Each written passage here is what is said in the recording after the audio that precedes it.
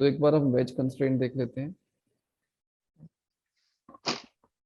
Find the relation between the velocity of rod and that of the wedge at any instant in the following shown. Wedge constraint का मतलब क्या होता है कि मान लो कि आपके पास एक वेज है और हमारे पास एक ब्लॉक है जो इसके ऊपर इस तरह से रेस्ट कर रहा है। ओके, ठीक है। तो सपोज मैंने इस वेज को एक इस तरह से एक वर्टिकल गाइड में रख दिया है। अब ये जो वेज है केवल वर्टिकल, ये सॉरी, ये जो ब्लॉक है वो वर्टिकली अप एंड डाउन ही कर सकता है। It can not move in the horizontal direction, right. एक गाइड मैंने लगा दिया है, राइट। तो अब क्या होगा, अगर ये वेज राइट साइड में जाएगा तो ये नीचे को जाएगा और ये कभी भी कांटेक्ट लूज नहीं कर रहा है, राइट। हमेशा साथ में मूव करेंगे, राइट। ओके, तो अगर ये कांटेक्ट लूज नहीं कर रहे हैं तो इस केस में इनकी जो वेलोसिटी होगी, इनकी velocity which is normal to the incline plane, वो बराबर होगी। Their velocity normal to the incline plane, right. Okay, तो उसको कैसे करोगे, देखो अब मैं अगर ये एंगल आपको दे देता हूँ थीटा, मैं यहाँ लिख देता हूँ ये this is your B and this is A. For B and A not to lose contact, their normal velocity components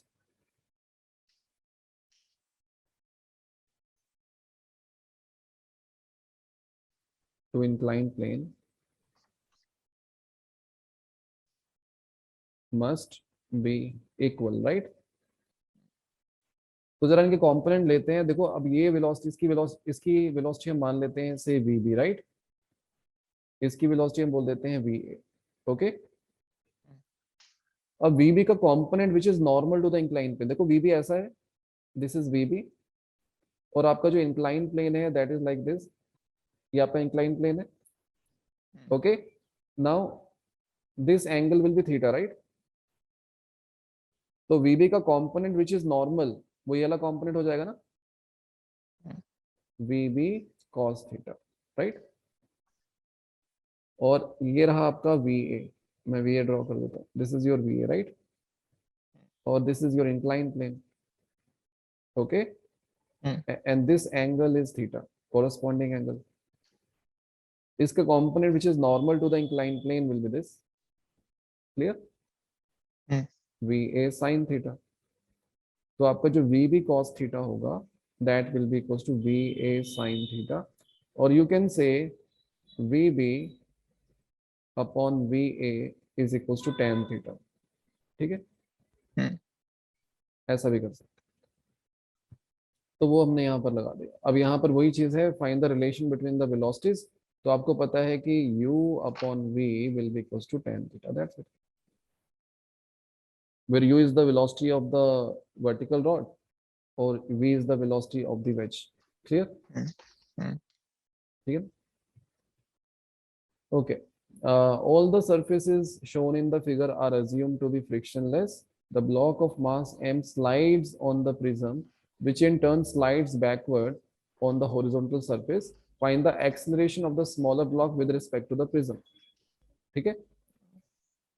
अब हमें क्या करना है, अब आपका जो स्मॉलर ब्लॉक है उसकी एक्सेलरेशन निकालनी है हमें प्रिज्म के रिस्पेक्ट में।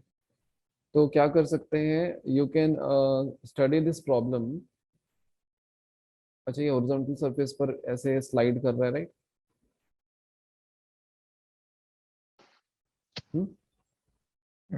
अगर हमें ए नोट गिवन है, find the acceleration of smaller block with respect to the prism, आपको पता है विद रिस्पेक्ट टू दैट आपका जो ब्लॉक होगा it will go in this direction, right. So this is the acceleration of small m with respect to prism, right? वो down the incline ही आएगा उसके respect में, ये क्लियर है।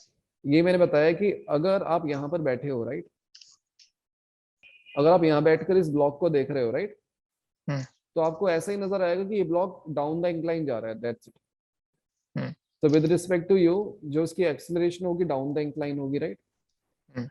बट अगर कोई ग्राउंड पर है, if somebody is on the ground, तो उसको क्या क्या नजर आएगा, उसको एक तो ये एक्सेलरेशन तो नजर आएगी, उसके साथ साथ उसको एक लेफ्ट डायरेक्शन में ए नोट भी नजर आएगा, उन दोनों का जो रिजल्टेंट होगा वो उसको नजर आएगा, राइट।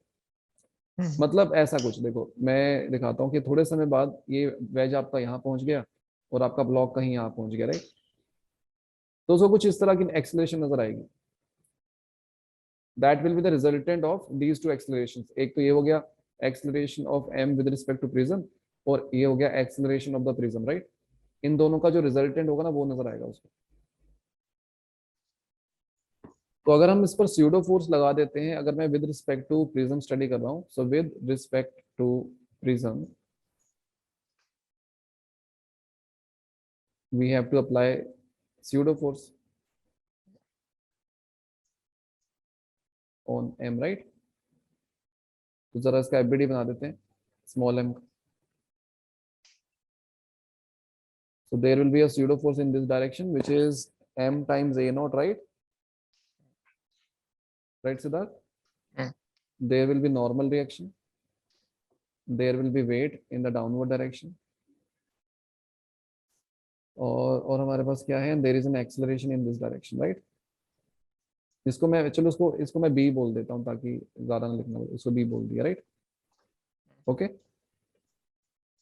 और कुछ है, और कुछ नहीं है, राइट।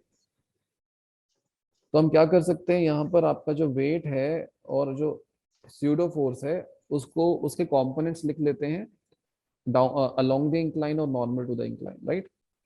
तो उसको आप ऐसा दिखा सकते हैं, so this is your block. तो ये रहा आपका नॉर्मल रिएक्शन, और यहाँ पर आपका है एम ए नॉट, और ये जो एंगल है अल्फा, तो this is alpha, right. M a naught sine alpha, और यहाँ पर आपका है m a naught cos alpha, right. और एक एम जी का कॉम्पोनेंट भी होगा यहाँ पर, right. M g sine alpha, and this component will be mg cos alpha, clear।